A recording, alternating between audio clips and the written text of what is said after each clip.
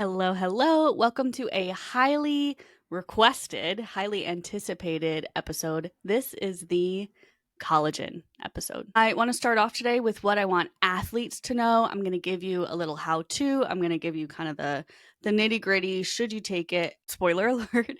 It's up to you, but I'm going to give you some arguments of helping you decide if you want to take it. I'm going to give you a how to. And then I want to dive a bit deeper with my sports med professionals of I'm guessing you get this question a lot because I get this question a lot. And there's some really interesting ways that we can use this question. So I want to dive a little bit deeper with my injured athlete support staff at the end. If you're new here, my name is Emily Barnhart. I am a sports dietitian. I run a practice called the Injury RD, where I help injured athletes figure out what to eat throughout their recovery, figure out how to do it, and also figure out how to do it in a way that feels peaceful and comforting. Injury a lot of times brings up a lot of uncomfortable thoughts around your food, around your body image. And this is a really good, it might not feel like it right now, but this is a really good opportunity to address those demons. And then, of course, I'm also here to try to help any physical therapists, any athletic trainers, any other dietitians that are supporting our injured athletes and provide helpful resources for you all to do that. All right, so let's dive in first with some information for my athletes that are listening. And I think what's most important to start here is I want to clarify what collagen is. Collagen is a type of protein. And proteins, if you don't know this, they're made of amino acids. So when you eat any kind of protein, whether it's from powder, whether it's, maybe you eat a Greek yogurt or you eat a piece of chicken, whatever it may be, that protein is digested and broken down into amino acids, specific amino acids. And we use those amino acids like Legos to then build whatever we want. So sometimes we need specific types of Legos to build what we want. Maybe you need like a 2-prong Lego or a 4-prong Lego or whatever. It's been a while since I've been in the world of Legos, but I think you get what I mean. For example, if you have consumed 5% of my content, you have probably heard me say at one point that leucine is a specific amino acid that is super important for building muscle. And that's why I talk a lot about protein sources that are best during recovery. We talk about whey protein, we talk about animal protein, because those sources are typically highest in leucine. And that's that specific Lego piece that we want to turn on that muscle building key in your body. So for your ligaments, we really care about 2 Lego pieces, 2 amino acids called glycine and proline. And we don't need to get too far into this. There's a couple others that we care about for your ligaments as well. But from here on out, I'm just going to refer to them as G and P. And G and P are significantly higher in collagen protein sources than something like a whey protein or something like, soy or whatever. I mean, like 20 times higher. That being said, and this will become important later when I tell you, hey, it's up to you if you decide that you want to go forward with a collagen supplement. G and P, those 2 important amino acids for your ligaments and your tendons, they are present in whey protein. They are present in any complete protein, so any animal protein, just maybe not in the amount that we would get from collagen. Keep that in mind. We're going to come back to that thought. Now that we've done a quick science review so you know what you're working with here, let's talk about, does a collagen powder, a collagen supplement, does it actually work?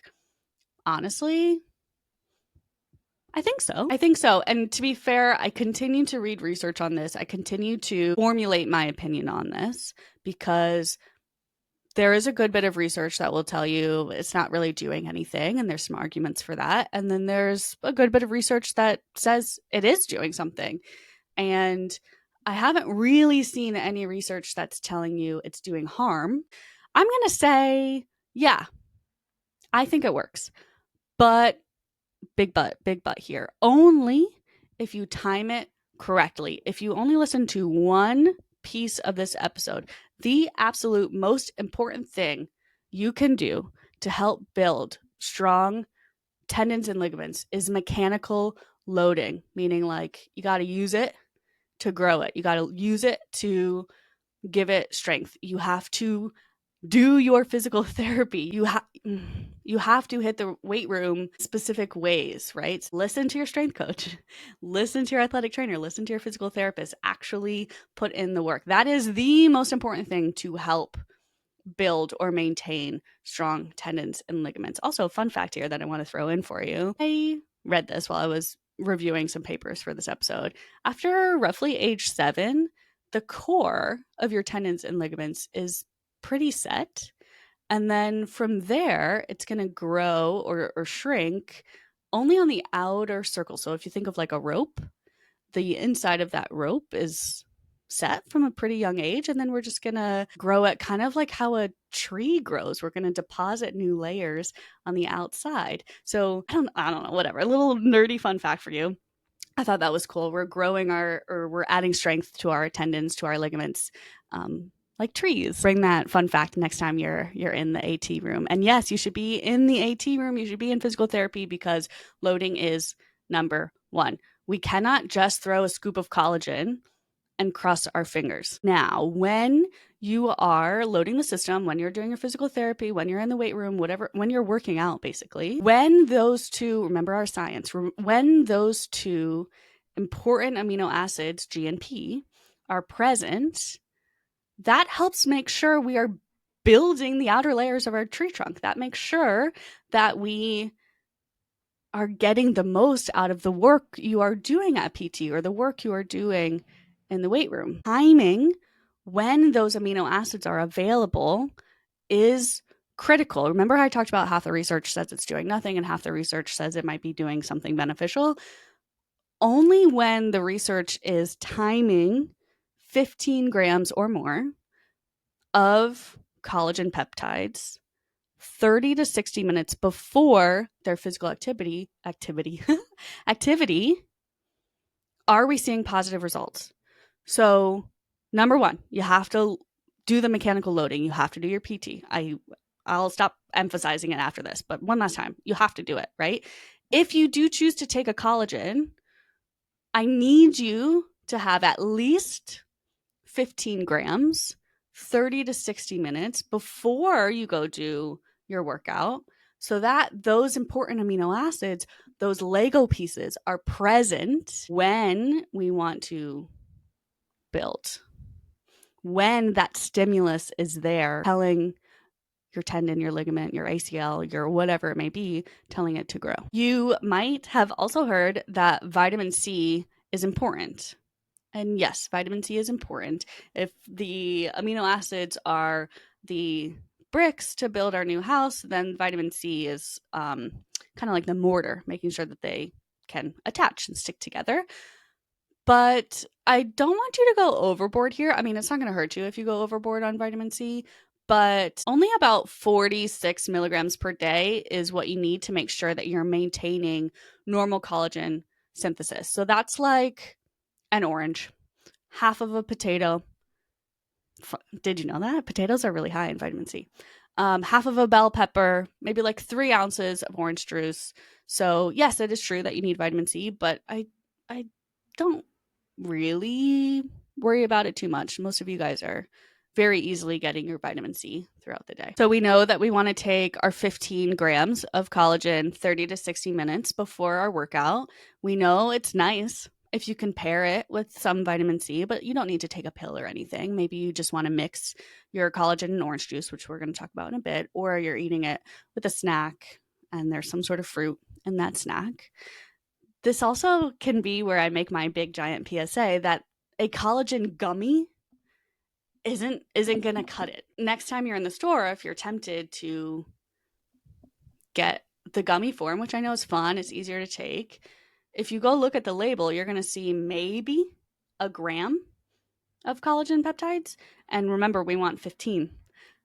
So that gummy, unfortunately, is a waste of your money, even though it is easier to do. And I totally understand it's easier to do. Now, again, my opinion at this current time, it is August. It is August of 2024. My opinion at this time based on research papers I've seen, is I think for a lot of people, this is worth an effort. There is some research that shows us that when you are timing it correctly, you're taking the right amount of collagen, it can improve the strength and resilience of a tendon or ligament up to 2 years after your surgery. So even if you are returned to play, this might be something worth trying. There's also some evidence that collagen supplement can help reduce knee pain when tendinopathy is present. So if you are having pain, I really think that this might be something worth trying because it's a noticeable yes or no if it's working. So if you are someone that has some joint pain, if you are someone that has had a major surgery like an ACL or a Tommy John or an Achilles tear, if you are someone that has torn one ACL and we are worried about prevention for the other, if you are someone that is in a high risk sport, so maybe you are a basketball player, a soccer player, a lacrosse player, and we're worried about ACLs, maybe this is something we implement for prevention. If you are a baseball pitcher, then maybe this is something we do to help your elbow. If you are a gymnast, maybe this is something we do for your Achilles. If you are someone that just says, I have bad knees or I have bad X joint, and this is something that you want to try out as you get older, but you want to maintain your activity levels, I think that's totally fine too. Maybe at this point you are like, okay, all right, Emily, I'm drinking the Kool-Aid. Maybe this is a strategy I want to try. But I have also maybe tried it before or have heard from others that taking a collagen supplement is like swallowing a giant booger. And it's not the easiest supplement to do consistently. So let's get into some helpful tips. Yes, I mean collagen is gelatin, right? So it is hard to mix, or it's not gelatin, but it creates a gelatin consistency when mixed with a lot of liquids, and it's hard to do. A lot of people's solution to this is mixing it in coffee, and I personally do not recommend this because caffeine can inhibit or stop or slow down collagen formation. Now, I'm talking about higher doses of caffeine than a single cup of coffee. My understanding is when we get into more than like 300 milligrams total throughout your day. But if we're going to bother putting in this effort, we're going to spend our own money. We are going to put conscious effort into this day after day. Why potentially risk that interference? That's my opinion. So I don't personally recommend mixing this in your coffee. I know a lot of athletes that they will mix it in like 3 ounces of orange juice and just shoot it and get through it and, and swallow the booger. But if that's not for you, this is my mixing tips.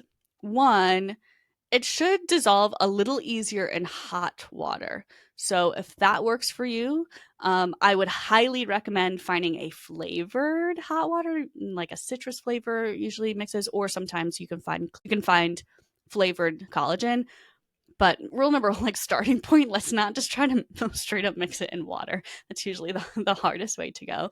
But it does dissolve a little bit easier in hot water. Maybe you could do decaf coffee if that feels like a solution to you, or even doing room temperature liquid instead of cold might be helpful. You could also try mixing it into hot food. Maybe if you are an oatmeal for breakfast person, and that timing works out for you, that's that 30 to 60 minutes before your workout, then maybe you try to mix it in with your oatmeal and you get it down that way. I also think that a frother can be really helpful. So, you know, those little like spinner thingies that are used to use coffee world, you know what I mean, like a frother. I think that can be really helpful when trying to mix it into something, or even just using a mixing tool that's not a spoon, something that's going to break it up as you go.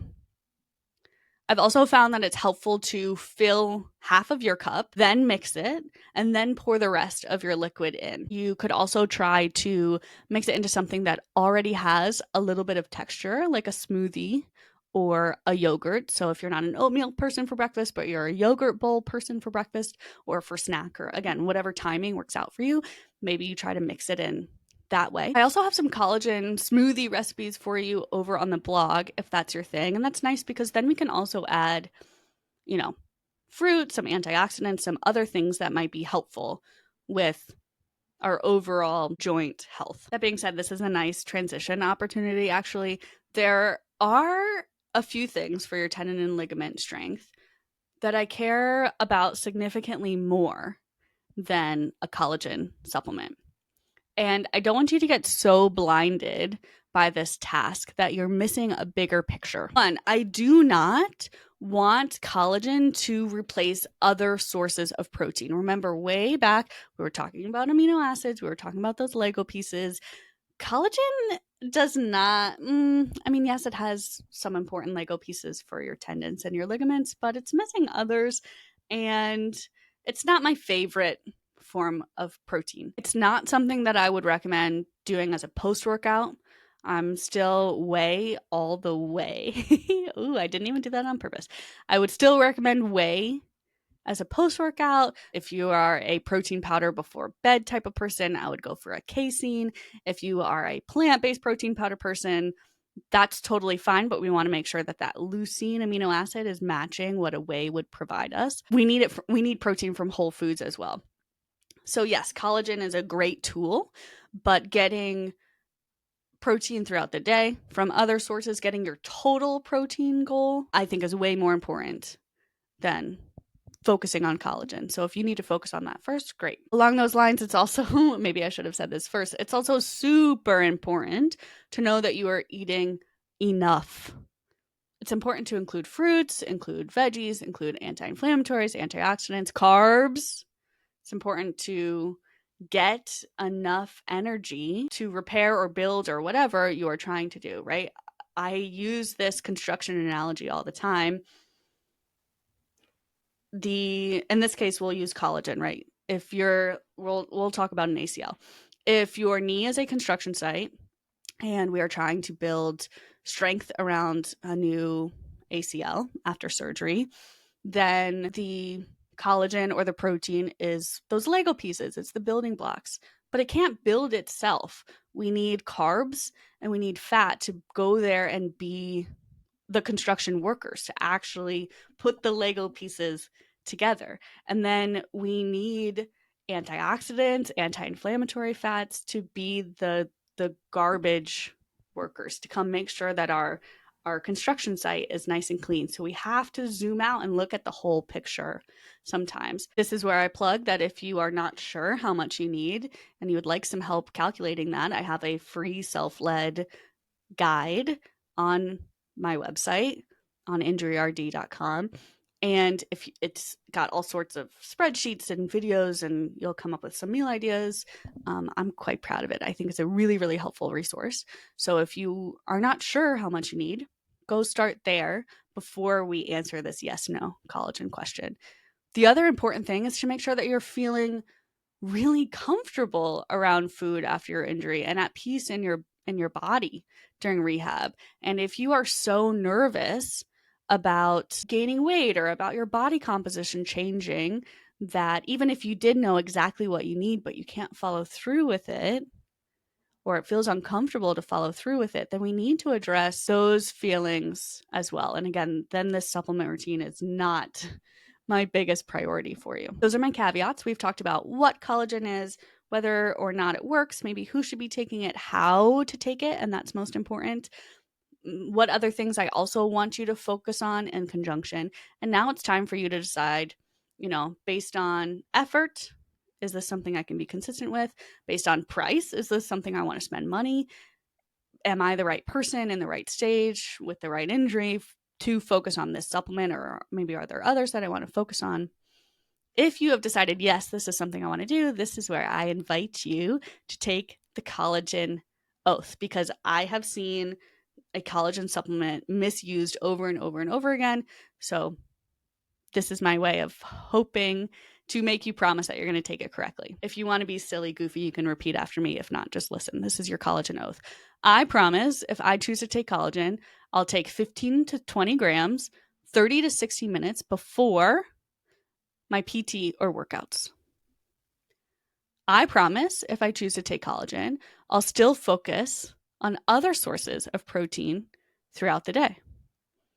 I promise if I choose to take collagen, I'll still focus on overall nutrition, anti-inflammatories, and other nutrition strategies throughout my rehab. And finally, I promise I will not take gummies that are a marketing gimmick and stealing my money, because I know that they don't have enough collagen in them to actually make a difference. Beautiful. Thank you so much. Also, a lot of you probably have skin questions related to collagen. That's not for me. That's for your dermatologist. I'm sorry. I don't have the answers to that. These are your tendon ligament collagen solutions. This is the point where I say, bye, athletes. Thank you so much for listening. And to my practitioners, I am now talking directly to you. This is what I want you to know.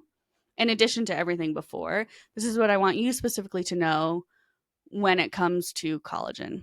I alluded to this already, but my opinion continues to evolve. I feel pretty stable in it currently, but my collagen oath to you is I will continue to stay up to date on this research, and I'll update you if these recommendations change. For your athletes that either don't want to do this or don't have the funds to buy a supplement, there are some cheaper food options higher in glycine. Those are things like eggs or bone broth. And just in general, obviously encouraging complete protein sources and timing them prior to rehab would also provide some form of the amino acids that we're looking for. For a lot of your athletes, I'm going to guess that the conversation is starting with something as simple as like, hey, I need you to have breakfast before you come in, and I need there to be a protein source in it. Like I have mentioned before, whey protein does have some of those amino acids that we're looking for. So that's great. That's better than nothing. And some form of meal with some form of protein, like 20 grams in that meal of protein, is a great start for a lot of athletes. For let's say you work in high school soccer, right? ACL tears are rampant. Maybe the starting point here, an example that I hear about a lot is students are getting out of school at like 2:55, and then practice starts at 3 o'clock. And they're not allowed to eat in class, and they're not even allowed to like drink a smoothie or chocolate milk or something, water only. So maybe, and I'm not pretending that this is easy, and there's a lot of variables and factors in this, but maybe our job as practitioners is to try to have a conversation with the coach or the AD or, whatever your system is, about starting practice at 3:30 to allow time for fueling. And this can just be another argument in that case. There's a lot of reasons we could argue that case, but this can be one of them. Or maybe we attempt to have a conversation with administration about letting students eat during class, or at least during class. And if we have a small budget, we provide chocolate milk. And for the last class period of the day, our high school students can grab a chocolate milk to have in their last class. Again, I know that there's a lot of barriers to that, but throwing some ideas at you. Personally, I think collagen is slightly overhyped, but because of that, I know that you're going to get a lot of questions about it. I'm assuming that you're going to get a lot of questions about it because I get a ton of questions about it.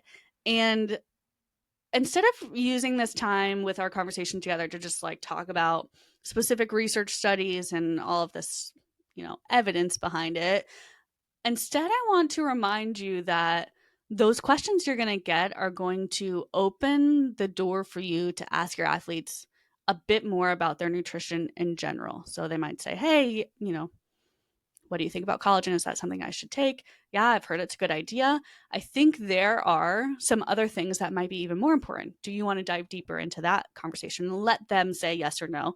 We all know we have to give our athletes a little bit of autonomy or semblance of control. I think that always works a little bit better, especially when it comes to nutrition. It also, again, really talking to my high school practitioners, but in general, at any age, this collagen question opens up the door for you to have a caffeine conversation.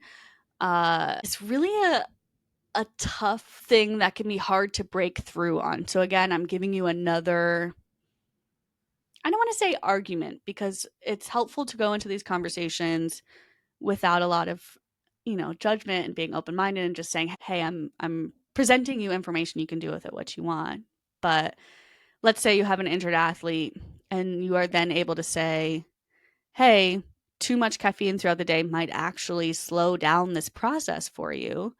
Maybe we can finally convince a few 17-year-olds that they don't need a morning Starbucks and two bangs, or whatever the latest energy drink is, and a pre-workout for their 20-minute 20-minute rehab. It's not necessary." And then that further opens the door to, like, why do you feel the need to have so much caffeine? Why are you so tired? Do we actually need to talk about food? Again, do we need to eat breakfast? Do we need to have lunch throughout the day? Why is that a struggle for them? Or we need more sleep. Is more sleep actually accessible? Or is this a college athlete that is, I don't know, pre-med and also in season, and that is the reality of the NCAA these days? I get a ton of collagen questions, like I said, and it can lead you into all of these really, really productive conversations. I think a lot of our athletes have bigger fish to fry when it comes to nutrition, but they are interested in supplements. They are interested in collagen. So use it to your advantage. Use it to have those conversations. If you would like me to have those conversations for you, I'm happy to do so. I love to do virtual Q&As and presentations. Just reach out to my email, emily@injuryrd.com, or I will answer DMs, hopefully in a timely manner, on Instagram at injury_RD. And that's the collagen episode. That's what I've got for you today. Hopefully I have provided some new thoughts or insight for you. And of course, I'm always here to answer any questions. So comment them on the YouTube channel, or comment them or DM them on Instagram. And I am happy to help in whatever way I can. Thanks. Happy fueling. Bye.